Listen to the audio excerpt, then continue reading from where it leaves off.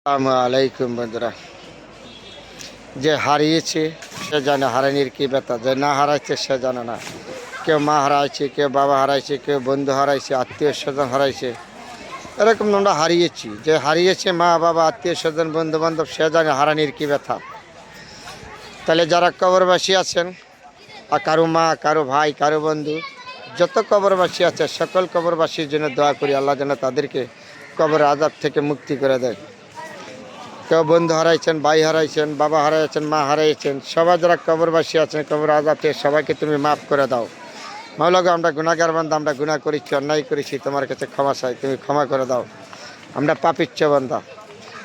যেহেতু যে অসুস্থ আছে সে জানে সুস্থতা যে কত সম্পদ। যারা অসুস্থ আছে তাদেরকে তুমি সুস্থ করে দাও। যারা দুশ্চিন্তায় ভুগছে তাদেরকে দুশ্চিন্তা মুক্ত করে দাও। যারা কষ্টে আছে আল্লাহ তুমি তাদেরকে কষ্টের থেকে মুক্তি দিয়ে দাও।